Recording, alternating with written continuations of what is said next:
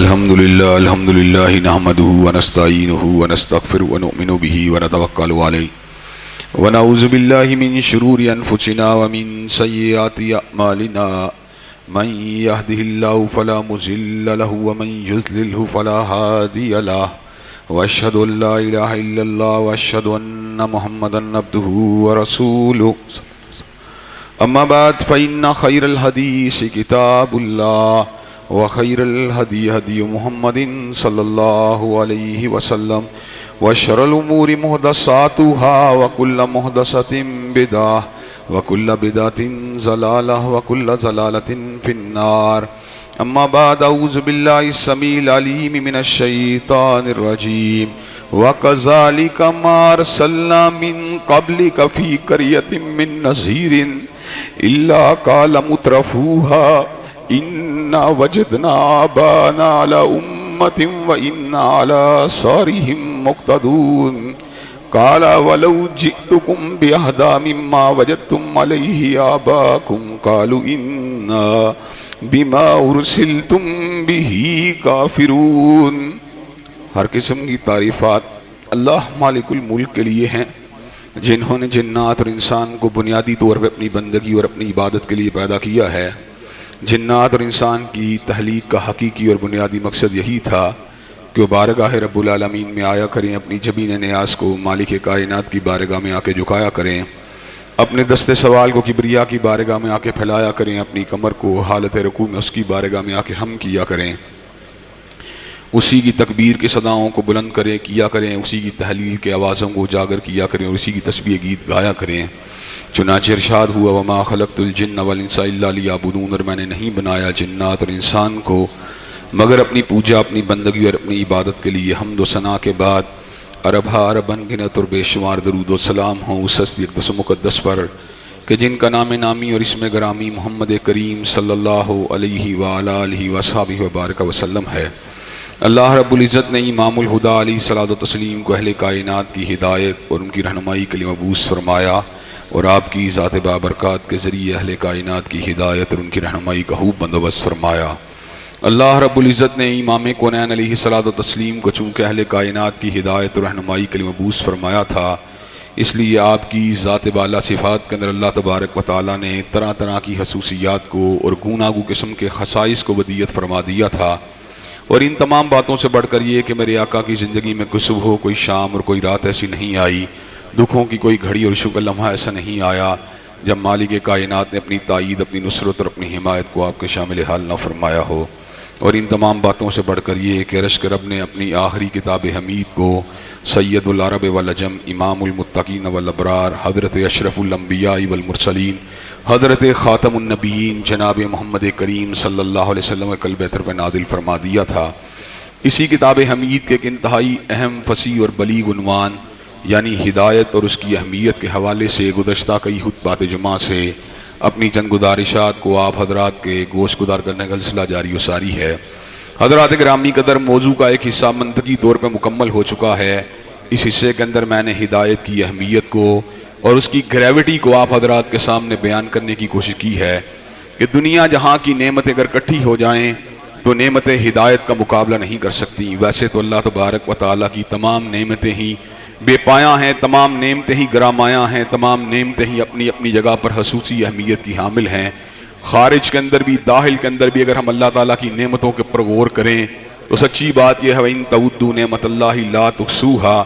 ہم ان نعمتوں کا شمار بھی نہیں کر سکتے۔ پروردگار عالم کی نعمتوں کی ایک جھلک کو آپ حضرات کے گوش گزار کرنے کے لیے اور مزید بات کو آگے بڑھانے کے لیے میں کچھ نعمتوں کی طرف آپ کی توجہ کو مبذول کروانا چاہتا ہوں۔ پروردگار عالم نے ہمارے لیے کون کون سی نعمتوں کو پیدا کیا؟ عرش کے رب نے ہمارے لیے رنگوں کو پیدا کیا تاکہ ہماری ایستھیٹک سینس اور حس حسن جو ہے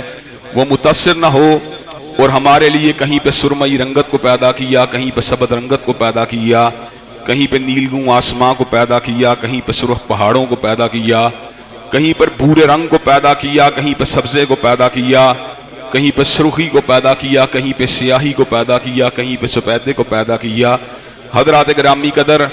حصے ذائقہ کی تسکین کے لیے اللہ تبارک و تعالیٰ نے کہیں ترشی کو پیدا کیا، کہیں کھٹاس کو پیدا کیا، کہیں مٹھاس کو پیدا کیا، کہیں کڑواہٹ کو پیدا کیا، کہیں کھارے پن کو پیدا کیا۔ اللہ تبارک و تعالیٰ نے تن کو ڈھانکنے کے لیے لباس میں بھی انواع و اقسام قسم کی چیزوں کو پیدا کیا۔ حضرات گرامی قدر کھانے کے لیے پھلوں کو پیدا کیا، سبزیوں کو پیدا کیا، کیلے کو پیدا کیا، انار کو پیدا کیا، اناناس کو پیدا کیا، آڑو کو پیدا کیا۔ حضرات گرامی قدر وہ نمکین کھانوں میں سے گوشت کو پیدا کیا، پرندوں کے گوشت کو پیدا کیا۔ اسی طرح آپ کے سامنے بڑے چھوٹے گوشت کو پیدا کیا۔ حضرات گرامی قدر گھر کے اندر ہمارے سکون کے لیے ہمارے بیٹوں کو پیدا کیا، بیٹیوں کو پیدا کیا، شریک زندگی کو پیدا کیا، اور حصے سکون کو مزید بڑھانے کے لیے اللہ تبارک و تعالیٰ نے گھر کی خوبصورت چھت کو پیدا کیا۔ عرش کے رب نے ہمارے داخل کے اندر بڑی نعمتوں کو پیدا کیا، دیکھنے والی نگاہ کو پیدا کیا، سننے والے کانوں کو پیدا کیا، سوچنے والے دماغ کو پیدا کیا، پکڑنے والے ہاتھ کو پیدا کیا، چلنے والے قدم کو پیدا کیا، دھڑکتے ہوئے دل کو پیدا کیا، جسم کو قوت دینے والے جگر کو پیدا کیا، جسم سے فاضل مادوں کو نکالنے والے گردوں کو پیدا کیا، اور نظام انہضام کی تقویت کے لیے اور اس کی تصحیح کے لیے میرے مالک نے معدے کو پیدا کیا۔ حضرات گرامی قدر مالک کائنات نے انسان کو جوانی کی نعمت سے بھی نواز دیا، شہرت کی نعمت سے بھی نواز دیا، ارادے کی نعمت سے بھی نواز دیا، عزم کی نعمت سے بھی نواز دیا۔ حضرات گرامی قدر اتنی ساری نعمتیں وَإِن تَعُدُّوا نِعْمَتَ اللَّهِ لَا تُحْصُوهَا، سچی بات ہم ان کا شمار بھی نہیں کر سکتے، لیکن یہ تمام کی تمام نعمتیں بے معنی ہیں اگر انسان نعمت ہدایت سے محروم ہو۔ حضرات گرامی قدر نعمت ہدایت کی عدم موجودگی کے اندر نہ سرمایہ کسی کام کا، نہ جوانی کسی کام کی، نہ شہرت و وقار کسی کام کا، نہ منصب اور عزت کسی کام کی، نہ وجاہت کسی کام کی، اور نہ چودراہٹ کسی کام کی۔ حضرات گرامی قدر ہدایت کے بغیر اگر انسان جو ہے چودھری سردار ہو تو فرعون یا نمرود کا پرتو ہوتا ہے، ہدایت کے بغیر اگر انسان سرمایہ دار ہو تو قارون ہوتا ہے۔ نعمت ہدایت سے بہرابر نہ ہو اور چودھری ہو تو انسان ابو لہب بن جاتا ہے۔ حضرات گرامی قدر جاگیردار ہو تو شداد بن جاتا ہے، منصب دار ہو تو حامان بن جاتا ہے، اور اگر نعمت ہدایت سے بہرابر ہو اور سردار ہو صدیق اکبر بن جاتا ہے، وزیر ہو فاروق اعظم بن جاتا ہے، سرمایہ دار ہو تو عثمان و عبد الرحمن و طلحہ بن عبید اللہ بن جاتا ہے، اور اگر شب زندہ دار ہو، ولی کامل ہو، اللہ تبارک و تعالیٰ کی بارگاہ کے اندر مسلسل گڑ گڑانے والا ہو، اور اپنی محنت مزدوری سے حاکم ہونے کے باوجود اپنے گھر کے نظام کو چلانے والا ہو، تو بندہ علی حیدر کرار کے نقش قدم کے اوپر چلنے والا بن جاتا ہے۔ اور اگر گمنام ہو، صاحب قبیلہ بھی نہ ہو، صاحب کنبہ بھی نہ ہو، تو حضرات گرامی قدر پھر بندہ بلال بن جاتا ہے۔ حضرات گرامی قدر ہدایت کی نعمت ایک اتنی بڑی نعمت ہے کہ اس نعمت کی ڈیفینڈ کرنے کے لیے، اس نعمت کو بچانے کے لیے دنیا جہاں کی آزمائشوں کو اگر جھیلنا پڑے تو انسان کو جھیل لینا چاہیے، لیکن نعمت ہدایت کے اوپر کمپرومائز نہیں کرنا چاہیے۔ انبیاء سابقہ کا چلن بھی یہی ہے، حضرات صحابہ کرام رضوان اللہ علیہ مجمعین کا انداز بھی یہی ہے، ائمہ دین کی راہ کا راستہ بھی یہی ہے، محدثین اعظام کا راستہ بھی یہی ہے، اور ماضی قریب کے اندر علماء اہل سنت اور علماء اہل الحدیث کا طرز عمل بھی یہی ہے۔ حضرات گرامی قدر نعمت ہدایت کے لیے کبھی سیدنا ابراہیم نے جلتی ہوئی چتا میں کودنا گوارا کر لیا، کبھی وادی بے آب و گیا میں ہاجر اور اسماعیل کو چھوڑنا گوارا کر لیا، اور کبھی بت قدے میں جا کر صدائے توحید کو بلند فرما دیا، کبھی دربار نمرود کے اندر اللہ تبارک و تعالیٰ کی کبریائی کے جھنڈوں کو اٹھا دیا، کبھی اسماعیل کے گلے گپت چھری کو چلا دیا۔ حضرات گرامی قدر نعمت ہدایت کی ترسیل کے لیے سیدنا موسیٰ نے نہ فرعون کی رعونت کو دیکھا، نہ حامان کے منصب کو دیکھا، نہ شداد کی جاگیر کو دیکھا، نہ قارون کے سرمائے کو دیکھا۔ نظر اگر کلیم اللہ کی ہوتی تھی تو مالک کائنات کے امر پہ ہوتی تھی، مالک کائنات کی رضوان پہ ہوتی تھی۔ سیدنا موسیٰ علیہ السلام کے بعد حضرت عیسیٰ بھی اللہ تبارک و تعالیٰ کی توحید کے لمبردار بنے رہے، بستی والوں کی مخالفت کو برداشت کرتے رہے۔ حضرت رسول اللہ نے تاریخ استقامت کو نیا رنگ عطا فرما دیا۔ وادی بے آب و گیا کے اندر جو تھی کھلی وادی اور صحراؤں کے اندر حضرت رسول اللہ نے توحید کے آوازوں کو بلند فرما دیا۔ وادی غیر ذی زرع کے اندر اللہ تبارک و تعالیٰ کی کبریائی کے نعروں کو لگا دیا۔ حضرات گرامی قدر کانٹوں کو بچھایا گیا، گلو اتھر کے اندر چادر کو ڈال کے بھینچا گیا۔ حضرت رسول اللہ صلی اللہ علیہ وسلم کی جو آپ کا مقام بلند تھا، آپ کی تعظیم کا جو حق تھا، اس کو ادا کرنے کی بجائے عداوت کے راستے کو اختیار کیا گیا، دشمنی کے راستے کو اختیار کیا گیا۔ لیکن حضرت رسول اللہ صلی اللہ علیہ وسلم نے ان تمام کی تمام مخالفتوں کو سہنا گوارا کر لیا. آپ ہجرت کرنے کے اوپر جو تھے آپ نے اپنی بستی کو اللہ تبارک و تعالیٰ کی رضا کے لیے سفر ہجرت کے اندر خیر بات فرما دیا. حضرات گرامی قدر 54 برس کی عمر میں اللہ تبارک و تعالیٰ کی توحید کی سربلندی کے لیے تلوار کو چلا دیا. ظالموں نے آپ کے اوپر جنگوں کو مسلط کیا، لیکن حضرت رسول اللہ نے آدائے دین کی شکاوتوں کے باوجود بھی، آدائے دین کی مخالفتوں کے باوجود بھی نعمت ہدایت کی پاسداری کے لیے جس اسوے کو رقم فرما دیا، یقیناً وہ ہم سب کے لیے نمونہ ہے. حضرات گرامی قدر امتیوں کے اندر سے جادوگروں کا واقعہ بھی آپ کے سامنے ہے، اصحاب الحدود کا واقعہ بھی آپ کے سامنے ہے، سیدہ آسیہ کی استقامت بھی آپ کے سامنے ہے، سیدہ ذوالنیرہ سیدہ سمیہ کے باپ بھی آپ کے سامنے ہیں. حضرات گرامی قدر احمد ابن حنبل رحمۃ اللہ علیہ کے کوڑے کھانے والے واقعات بھی آپ کے سامنے ہیں، امام مالک کے گلے کے اندر جوتوں کے ہار کو ڈالے جانے والے واقعات بھی آپ کے سامنے ہیں، احمد ابن نضر کی شہادت کے واقعات بھی آپ کے سامنے ہیں، ابن تیمیہ کی قید و بند کی صعوبتوں کی تاریخ بھی آپ کے سامنے ہے. حضرات گرامی قدر حضرت سید اسماعیل شہید، حضرت شاہ سید احمد شہید، حضرت شاہ اسماعیل شہید کی جرت رندانہ بھی آپ کے سامنے ہے، بالا کوٹ کی سرخ سرزمین بھی آپ کے سامنے ہے، کالے پانی کی صداؤں کو کاٹنے والے احمد اللہ اور جعفر تھانیسری بھی آپ کے سامنے ہیں. حضرات گرامی قدر دلی کے بازاروں کے اندر پتھر کھانے والے سید نصیر حسین محدث دہلوی اور علم حدیث کو اٹھانے والے اور لوگوں کو حدیث کی طرف بلانے والے شیخ الکل کی داستانیں بھی آپ کے سامنے ہیں. حضرت وکیل اسلام مولانا ثناء اللہ امرتسری کو بھی ابتلاؤں کا نشانہ بننا پڑا، قاتلانہ حملے بھی کیے گئے، عداوتیں بھی کی گئیں، شکاوتوں کا مظاہرہ بھی کیا گیا، لیکن وکیل اسلام جو تھا عزم کی چٹان بنا رہا، حوصلے کی چٹان بنا رہا. حضرات گرامی قدر ماضی دور کی کیا بات کی جائے، ماضی کے اندر ہماری اپنی زندگیوں کا واقعہ ہے. حضرت حبیب الرحمان نے، حضرت علامہ شہید نے ہدایت کے اوپر استقامت کا مظاہرہ کرنے کے لیے کیسی کیسی صعوبتوں کو برداشت کیا. حضرت یزدانی شہید کے بیٹے کو زہر کا ٹیکہ لگا کر لہو کے اندر تڑپایا گیا، آپ کے سینے کو ہنجروں سے چھلنی کیا گیا. حضرت حبیب الرحمان کو قید و بند کی صعوبتوں کا نشانہ بنایا گیا. حضرت علامہ شہید کے اوپر طرح طرح کے مقدمات کو قائم کیا گیا. قید و بند کی صعوبتوں کو آپ کا جو تھا مقدر بنانے کی جستجو کی گئی. حضرات گرامی قدر میں اس وقت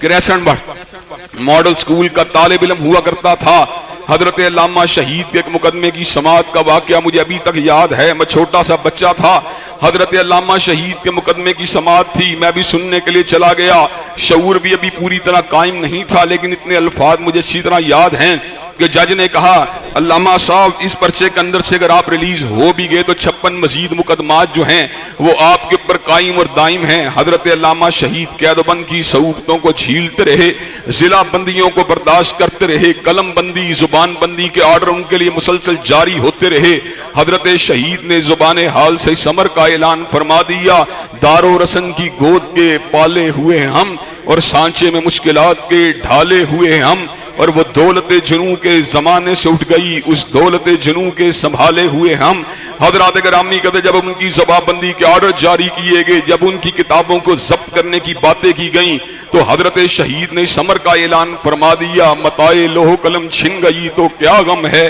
کہ خون دل میں ڈبولی ہیں انگلیاں میں نے، اور لبوں پہ مہر ہے تو کیا کہ رکھ دی ارل کا یہ زنجیر میں زباں میں نے. حضرات گرامی قدر کبھی جائیداد کی کرکی کے آرڈر جاری کیے گئے، کبھی جائیداد کی ضبطی کے بارے میں مقدمات قائم کیے گئے، حتیٰ کہ قید و بند کی صعوبتوں کو سہنے والا، حتیٰ کہ ہاتھوں میں کڑی کو ڈالنے والا، حتیٰ کہ پیڑوں میں بیڑیوں کو ڈالنے والا، بالآخر بم دھماکے کے اندر اس کو شہید کر دیا گیا. حضرات گرامی قدر یہ انبیاء علیہ السلام کے کارنامے، یہ سلف صالحین کی باتیں، یہ صحابہ کرام کے خوبصورت واقعات ہمیں اس بات کا درس دیتے ہیں، اس بات کا سبق دیتے ہیں کہ دنیا کی ہر نعمت جو ہے اس کو نعمت ہدایت کے بدلے قربان کیا جا سکتا ہے، لیکن نعمت ہدایت کے اوپر آنچ کو نہیں آنے دینا چاہیے. حضرات گرامی قدر اس وقت اس کے بعد اسی موضوع کا دوسرا اہم حصہ جہاں سے میں اپنی بات کو مزید آگے بڑھانا چاہتا ہوں اور آپ کی توجہات کو اس سے مبذول کروانا چاہتا ہوں، وہ بھی خصوصی اہمیت کا حامل ہے۔ خصوصی اہمیت یہ ہے جب ہدایت کی نعمت اتنی گرام آیا ہے، جب ہدایت کی نعمت اتنی انمول ہے، جب ہدایت کی نعمت اتنی بے مثال ہے، جب ہدایت کی نعمت اتنی لازوال ہے کہ دنیا کی سربلندی بھی نعمت ہدایت میں پنہا ہے اور آخرت کی سربلندی بھی نعمت ہدایت میں پنہا ہے، تو سوچنے کی بات یہ ہے پھر انسان بھٹکتا کیوں ہے، پھر انسان گمراہ کیوں ہوتا ہے، پھر انسان راہ ہدایت سے انحراف کیوں کرتا ہے۔ حضرات گرامی قدر، ویسے تو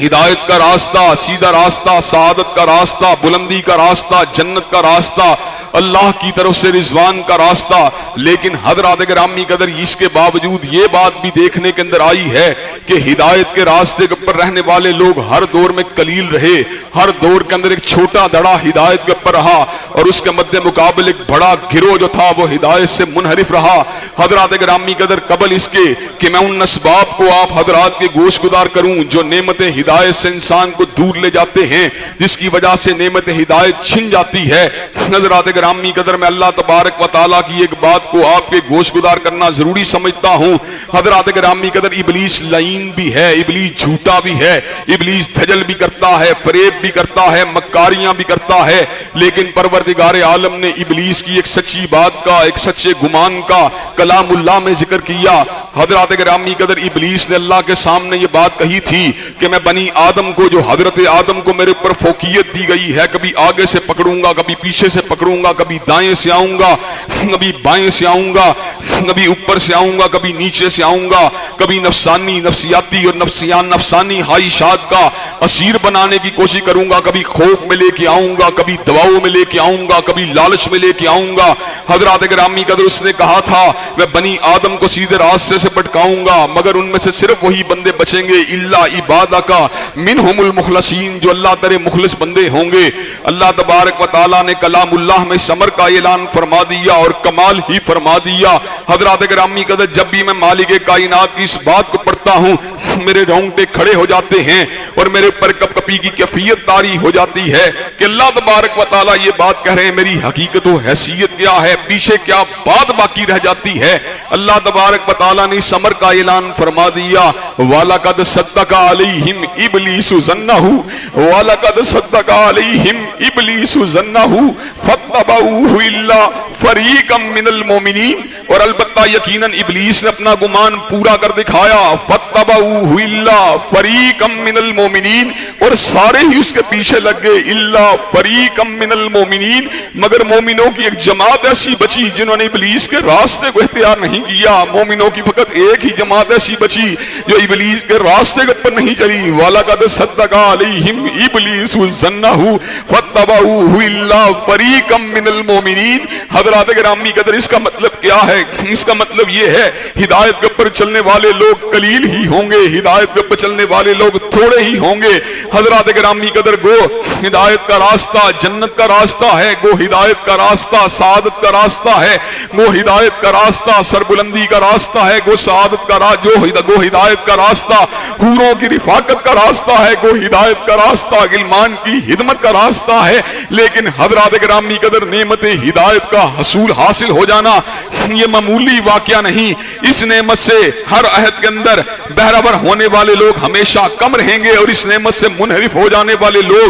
اور اس نعمت کو ضائع کر دینے والے لوگ ہر دور کے اندر اکثریت ہی کے اندر رہیں گے۔ چنانچہ حضرات گرامی قدر، ہمیں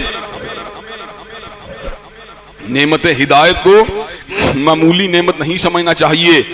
اور اللہ تبارک و تعالیٰ کی اس عطا کے حاصل ہو جانے کے بعد اللہ تبارک و تعالیٰ کا جتنا بھی شکریہ ادا کرنا پڑے اس سے بھی زیادہ مالک کائنات کا شکریہ ادا کرتے ہی رہنا چاہیے۔ حضرات گرامی قدر، اس کے ساتھ اب میں آپ کے سامنے اس بات کو رکھنے والا ہوں کہ ہدایت سے انسان کیوں محروم ہو جاتا ہے۔ حضرات گرامی قدر، انسان کا ایک دشمن داخل کے اندر ہے جو اس کا نفس ہے، اور ایک اس کا دشمن خارج کے اندر ہے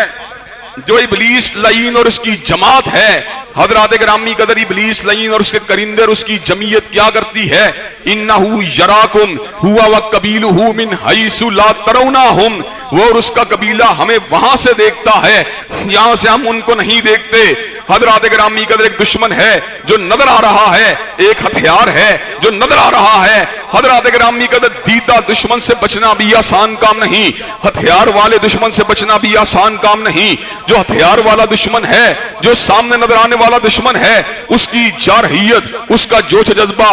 اس کی ٹارگیٹنگ، اس کا اٹیک کئی مرتبہ انسان کو کرائسس کے اندر اور بحرانوں کے اندر مبتلا کر دیتا ہے۔ لیکن حضرات گرامی قدر جو دشمن ان دیکھا ہو، جو نظر نہ آ رہا ہو، حضرات گرامی قدر اس کے حملے سے بچنا یہ مزید مشکل ہے۔ حضرات گرامی قدر اس کے حملے سے بچنے کی کیا صورت ہے؟ اس سے حملے سے بچنے کی ایک ہی صورت ہے، ہمارے پاس اللہ تبارک و تعالیٰ کی دی ہوئی پناہ موجود ہونی چاہیے، ہمارا رابطہ اللہ تبارک و تعالیٰ کی ذات سے ہونا چاہیے، ہمیں اللہ تبارک و تعالیٰ سے ہر وقت عافیت کو اور ہدایت کو طلب کرتے رہنا چاہیے، ہر وقت اس سے سلامتی کو طلب کرتے رہنا چاہیے۔ تب جا کر ہم نفس کی تحریکات سے، ہم تب جا کر نفس کی تحریسات سے، ہم جب جا کر نفسانی ترغیبات سے، ہم تب جا کر خوف سے اور دباؤ سے باہر نکل سکتے ہیں، ہم تب جا کر شیطان کے القاء سے، شیطانی وسوسوں سے بچنے کے اندر کامیاب اور کامران ہو سکتے ہیں۔ حضرات گرامی قدر میں آپ کے سامنے آج اس بات کو رکھ دینا چاہتا ہوں، انسان کا نفس جو ہے اور شیطان لعین جو ہے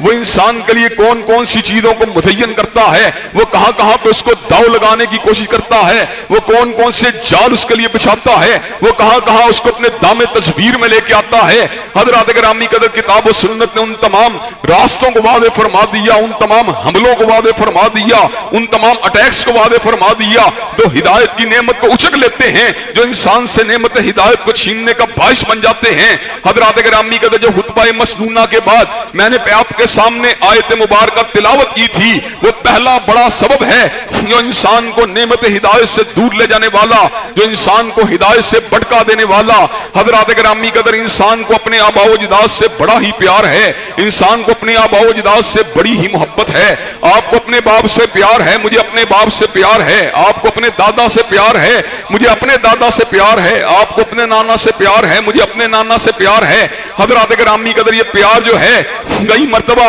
ہمارے لیے فتنے کا باعث بن جاتا ہے، یہ پیار جو ہے کئی مرتبہ ہمارے بھٹکنے کا باعث بن جاتا ہے۔ حضرات گرامی قدر میرا باپ جو ہے وہ سرمایہ دار ہے، میرا باپ جو ہے وہ لینڈ لارڈ ہے، میرا باپ جو ہے وہ انجینئر ہے، میرا باپ جو ہے وہ ڈاکٹر ہے، میرا باپ جو ہے وہ فارمر ہے، میرا باپ جو ہے وہ جنرل سٹور کا مالک ہے۔ لیکن حضرات گرامی قدر اس کی فنی مہارت اور ہے، لیکن دین کے معاملات کے اندر بھی میں اپنے باپ کی بات کو حرف آخر مان رہا ہوں، میں اپنے باپ کی بات کو حرف آخر سمجھ رہا ہوں۔ حضرات گرامی قدر جو میرا باپ کر رہا ہے میں بھی کر رہا ہوں، میرا باپ جو ہے جس بات کو دین سمجھتا ہے میں بھی اس بات کو دین سمجھ رہا ہوں، میرا باپ جس بات کو درست سمجھ رہا ہے میں بھی اس بات کو درست سمجھ رہا ہوں۔ حضرات گرامی قدر باپ و دادوں کی بات کو چھوڑنا یہ آسان کام نہیں ہے، باپ دادا کی بات انسان کو ہدایت کے راستے سے بھٹکا کے لے جاتی ہے، لیکن انسان جو ہے باپ کی محبت کے اندر غرق ہو کر، دادا کی محبت کے اندر پیوست ہو کر گمراہی کے راستے کے اوپر چلنا شروع کر دیتا ہے، چلتا ہی چلا جاتا ہے، چلتا ہی چلا جاتا ہے۔ حضرات گرامی قدر اس کو آواز دینے والے آواز دیتے ہیں، لیکن وہ ان کی آواز کو سننے کے اوپر آمادہ اور تیار نہیں ہوتا۔ حضرات گرامی قدر سیدنا موسیٰ کلیم جس وقت فرعون کے پاس دعوت توحید کو لے کے آئے، فرعون نے ایسے عالم کے اندر اپنے گرد و نواح کے اندر اپنے آوان و انصار کو حضرت موسیٰ علیہ السلام سے بدزن کرنے کے لیے پہلا سوال آباء و اجداد ہی کے بارے میں کیا تھا۔ فرعون نے سوال رکھا فما بال القرون الاولی، ان لوگوں کا انجام کیا ہوگا جو دنیا سے جا چکے ہیں۔ حضرات گرامی قدر فرعون کو پتا تھا اگر موسیٰ علیہ السلام بنی اسرائیل، موسیٰ علیہ السلام آل فرعون کے آباء و اجداد کو اگر گمراہ کریں گے تو ایسے عالم کے اندر ان کے اندر ایک حمیت پیدا ہوگی، تعصب پیدا ہوگا۔ حضرت موسیٰ علیہ السلام کے خلاف یہ مجتمع ہو جائیں گے، یہ اکٹھے ہو جائیں گے، لیکن موسیٰ علیہ السلام صاحب جلال ہونے کے باوجود صاحب علم و حکمت و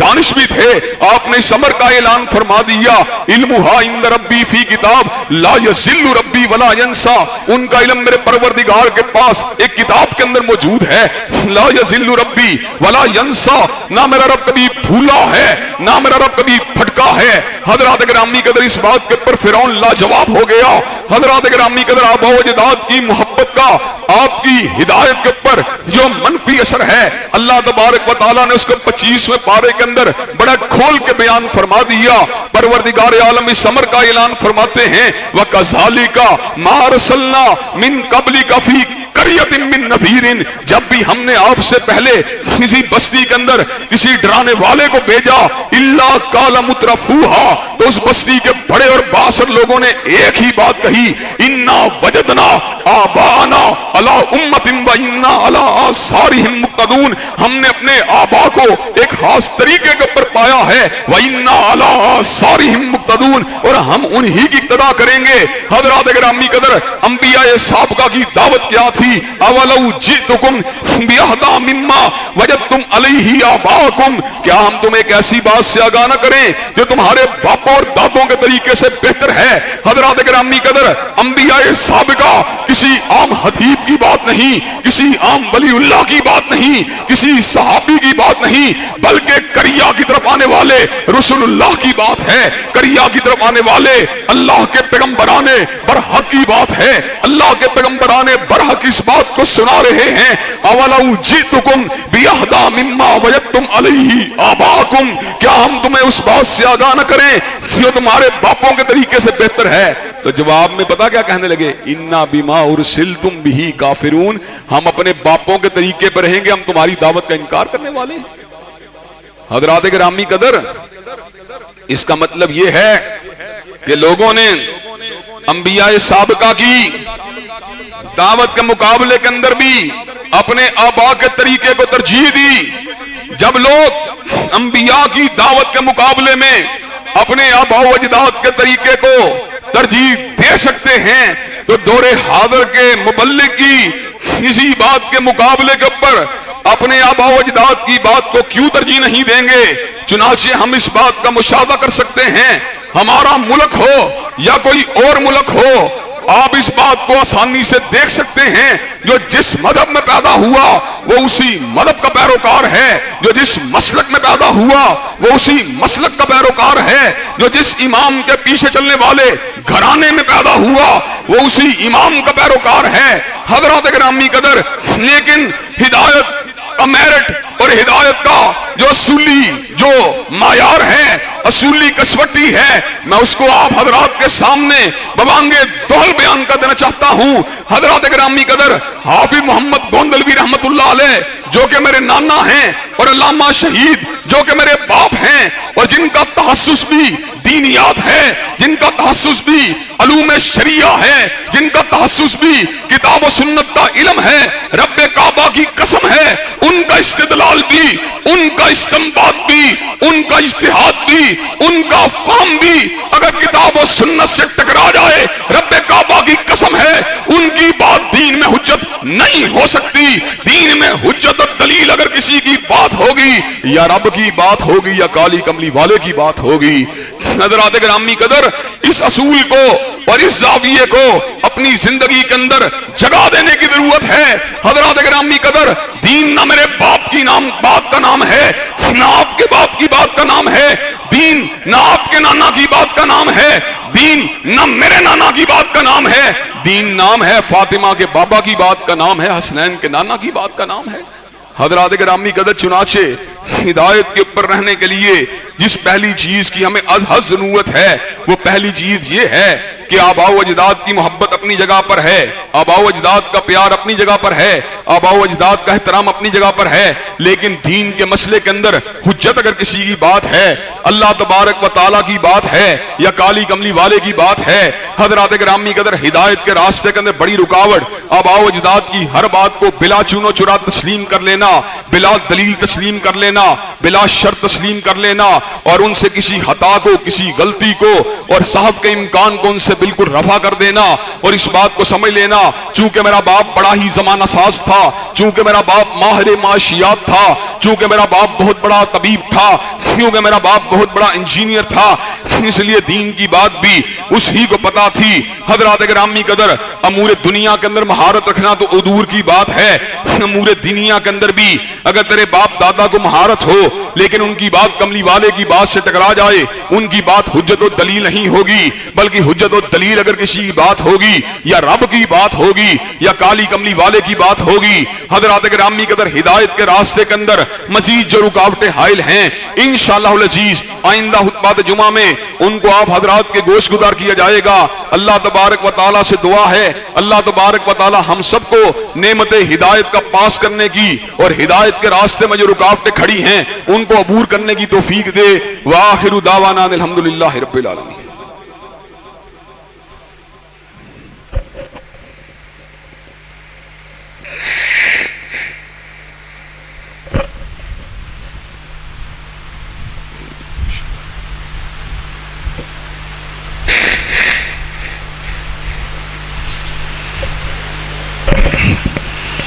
الحمدللہ نحمدہ ونستعینہ ونستغفرہ ونؤمن بہ ونتوکل علیہ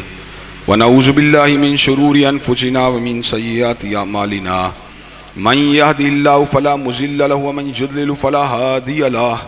واشہد ان لا الہ الا اللہ واشہد ان محمدا عبدہ ورسولہ اما بعد فإن خیر الحدیث کتاب اللہ وخیر الہدی ہدی محمد صلی اللہ علیہ وسلم وشر الامور محدثاتها وكل محدثة بدعة وكل بدعة ضلالة وكل ضلالة في النار۔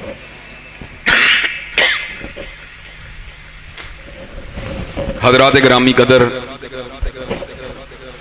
اللہ تبارک و تعالیٰ کی نعمتیں انگنت اور بے پایاں ہیں، لیکن کوئی نعمت بھی نعمت ہدایت کا مقابلہ نہیں کر سکتی۔ چنانچہ ہمیں دنیا جہاں کی ہر نعمت کو ٹچ کر دینا چاہیے لیکن ہدایت کے اوپر آنچ کو نہیں آنے دینا چاہیے۔ ہدایت کے راستے میں بہت سی رکاوٹیں حائل ہیں، جن میں سے پہلی اور بڑی رکاوٹ آباء و اجداد کی اندھی تقلید ہے۔ ہمیں اس بات کو سمجھنے کی ضرورت ہے دین نہ میرے باپ کی بات کا نام ہے، نہ آپ کے باپ کی بات کا نام، نہ میرے نانا کی بات کا نام، نہ آپ کے نانا کی بات کا نام، بلکہ دین نام ہے فاطمہ کے بابا کی بات کا نام ہے، حسنین کے نانا کی بات کا نام ہے۔ حضرات گرامی قدر، اس کے ساتھ ساتھ میں ایک دو اہم امور کی آپ کی توجہ کو مبذول کروانا چاہتا ہوں۔ حضرات گرامی قدر، آپ کے علم میں یہ بات موجود ہے کہ صحابہ کرام رضوان اللہ علیہم اجمعین دنیا کی سب سے اعلیٰ، دنیا کی سب سے مقدس ہستیاں ہیں۔ انبیاء علیہم السلام کی جماعت کے بعد بعض لوگ ان کے خلاف دریدہ دہنیوں کا ارتکاب کرتے رہتے ہیں، سوء ادب کا جو ہے اظہار کرتے رہتے ہیں۔ انہی لوگوں میں سے جہلم سے تعلق رکھنے والا ایک بدنام زمانہ انسان مرزا علی الجہلمی بھی ہے۔ حضرات گرامی قدر، آپ کے سامنے یہ بات موجود ہے کہ میں عمومی اعتبار سے اپنے ملکی معاملات یا دیگر دینی معاملات کے اندر اکثر و بیشتر اپنی آراء کا اظہار کرتا رہتا ہوں، لیکن یہ سٹنٹ باز قسم کے لوگ جو اخلاقیات کی کسی بھی اعتبار سے پاسداری کرنے کے لیے تیار نہیں ہیں، جھوٹی شہرت کو کمانے کے لیے انسانوں کے پر ہاں جھوٹے الزامات لگاتے رہتے ہیں۔ مرزا جہلمی کو اس بات کے اوپر اعتراض ہے کہ اس محرم الحرام کے اندر اس کے بارے میں ہم دو بھائیوں نے آؤٹ آف کنٹیکسٹ بات کی ہے۔ بھائی حافظ ابتسام الہی ظہیر کئی مرتبہ اس کے بارے میں گفتگو کرتے رہتے ہیں، ان کے آپس کے اندر کئی مرتبہ جو تحفظات ہیں مرزا جہلمی کے حوالے اس کا اظہار کرتے رہتے ہیں، لیکن سچی بات یہ ہے میں نے تو اس محرم الحرام کے اندر اس کے بارے میں کسی بات کو کوٹ نہیں کیا۔ وہ اس بات کے اوپر کرتا ہے کہ میرے اوپر آؤٹ آف کنٹیکسٹ باتیں کی جاتی ہیں، لیکن حیرانگی کی بات یہ ہے کہ وہ ہم سے اس بات کو منسوب کرتا ہے جس کا سرے سے میں نے ذکر ہی نہیں کیا۔ حضرات گرامی قدر، مرزا علی الجہلمی کو اس بات کا چیلنج دینا چاہتا ہوں کہ تو محرم الحرام کے اندر یہ بات کہتا ہے کہ میں نے تیرے بارے کے اندر یہ بات کہی، تیرے بارے میں وہ بات کہی، تو ایک واقعہ بھی ثابت کر جو اس کا میں نے تیرے ساتھ نسبت کی ہو۔ حضرات گرامی قدر، میں نے تیرا ذکر ہی نہیں کیا، میں نے تیرے حوالے سے کوئی آؤٹ آف کنٹیکسٹ بات ہی نہیں کی، تیرے بارے میں کوئی ایسی بات کا اظہار ہی نہیں کیا، لیکن تو فقط جھوٹی شہرت کو کمانے کے لیے الٹی سیدھی باتیں کہتا ہے۔ حضرات گرامی قدر، اور پھر پھکی دینے کی بات کرتا ہے، پھر 15 لوگ میرے پاس موجود ہوں میں ان کو سیدھا کر لوں۔ حضرات گرامی قدر، اللہ تعالیٰ کے فضل و کرم سے ہمارے منہ میں زبان ہے، ہمارے پاس عقل ہے، ہمارے پاس دلائل ہیں، ہمارے پاس براہین ہیں۔ حضرات گرامی قدر، ہم گنڈا گردی کی دھمکیوں سے گھبرانے والے نہیں۔ اور مرزا علی الجہلمی کو میں نے کئی مہینے پہلے یہ بات کہی تھی، صحابہ اکرام کے گستاخ سامنے آ، میں تیرے ساتھ مباہلہ کرنے کے لیے تیار ہوں۔ اس وقت مباہلے سے فرار کو اختیار کرنے والا مرزا علی الجہلمی آج جہلم میں بیٹھ کر ہمارے بارے میں جھوٹا پروپیگنڈا کرتا ہے، بلیم کرتا ہے۔ حضرات گرامی قدر، یہ حاسد ہے، اہلاک سے گھرا ہوا انسان ہے۔ عصر حاضر کے لوگوں کے بارے میں جس کا یہ رویہ ہو، اس سے کیوں کر یہ بات کی توقع کی جا سکتی ہے کہ وہ صحابہ کرام رضوان اللہ علیہ مجمعین کے معاملات کے اندر سچائی سے کام لیتا ہو۔ حضرات گرامی قدر، اس کے پلیٹ فارم کے اوپر اس سے سوال کیا گیا کہ علامہ شہید نے قاتلین حسین جو تھے ان کے دفاع کے اندر کتابیں لکھی ہیں۔ میں نے مرزا جیلمی کو کہا تھا حضرت علامہ شہید کی پوری زندگی سے ایک واقعہ ایسا ثابت کر دو جہاں پر آپ نے حسنین کریمین کی شان کے اندر معمولی سی تنقید کا اظہار کیا ہو۔ لیکن یہ لوگوں کے بارے میں جھوٹ بولنے والے، اپنے بارے میں آؤٹ آف کنٹیکسٹ بات کے اوپر وبیلا کرنے والے اور جھوٹ دوسروں کے اوپر سراسر جھوٹے بہتان لگانے والے، پہلے علامہ شہید کے اوپر قاتلین حسین کے جو تھا ان کی ہم نوائی کا الزام لگایا، اور اب میرے بارے میں یہ بات کہی کہ میں نے آؤٹ آف کنٹیکسٹ تیرے بارے میں بات کی ہے۔ اور تیری حیثیت کیا ہے؟ کیا پدی اور کیا پدی کا شوربہ۔ حضرات گرامی قدر کہتا ہے میں عدالتوں میں آؤں گا، آؤ ہم کو عدالتوں کے اندر کھینچو، ہمیں عدالتوں کے اندر بلاؤ، رب کعبہ کی قسم ہے ہم عدالتوں میں ثابت کریں گے تم کل بھی جھوٹے تھے، تم آج بھی جھوٹے ہو، تم کل بھی جھوٹے رہو گے۔ جو سیدنا صدیق و فاروق، سیدنا عثمان و علی، سیدنا حسنین کریمین اور سیدنا امیر معاویہ کی عظمت کو تسلیم نہیں کرتا، ہم ایسے شخص کو اپنے جوتے کے تلوے کے برابر بھی نہیں سمجھتے۔ وہ کہتا ہے ہم اس کے بارے میں اشتعال کرتے ہیں۔ حضرات گرامی قدر، میں حکام بالا سے اور ملک کے اداروں سے اس بات کا مطالبہ کرنا چاہتا ہوں، جو شخص دور حاضر کے علماء کا گستاخ ہے، وہ شخص جو ائمہ اور محدثین کا گستاخ ہے، وہ شخص جو صحابہ کرام کا گستاخ ہے، وہ شخص جس کی زبان بے ادبی سے شان رسالت بھی محفوظ نہیں، حضرت رسول اقدس کی شان اقدس کے اندر ایسے لب و لہجے کو اختیار کرتا ہے جو لب و لہجہ کسی مہذب آدمی کے شایان شان نہیں۔ حضرات گرامی قدر، ہم یہ بات سمجھتے ہیں اس کی زبان بندی ہونی چاہیے، اس سے دین کے ابلاغ کے مینڈیٹ کو واپس لینا چاہیے، تاکہ معاشرے کے اندر لوگوں کے ذہن کو پوائزن کرنے والا، لوگوں کے ذہن کو زہر آلود کرنے والا یہ شخص جو ہے اس کے شر و فتنے سے پورے سماج کو بچایا جا سکے۔ حضرات گرامی قدر، کہ آپ اس کی زبان بندی کا مطالبہ کرنے کے لیے ہمارے ساتھ ہم مانگ ہونے کے لیے تیار ہیں انشاءاللہ۔ صحابہ کرام کے گستاخ جو ہیں وہ ذلیل و رسوا ہوں گے، اور صحابہ کرام کا نام ہمیشہ چمکتا اور دمکتا رہے گا۔ حضرات گرامی قدر، حاجی عبدالرزاق صاحب جو ہمارے بڑے ہی مہربان تھے، شب زندہ دار تھے، تہجد گزار تھے، جماعت کے مالیات کے نگران تھے، اللہ تبارک و تعالیٰ نے معمولی سی علالت کے بعد ان کو اپنے پاس بلا لیا۔ اسی طرح مطیع اللہ بھاجوہ بھائی کی والدہ، ان کا بھی انتقال ہو گیا۔ انشاءاللہ جمعے کے بعد ان دو صحاباب کے لیے غائبانہ نماز جنازہ کا بھی اہتمام کیا جائے گا۔ ان اللہ یامر بالعدل والاحسان وایتاء ذی القربى وینہی عن الفحشاء والمنکر والبغی سبحان ربک رب العزۃ عما یصفون والسلام علی المرسلین والحمد للہ رب العالمین۔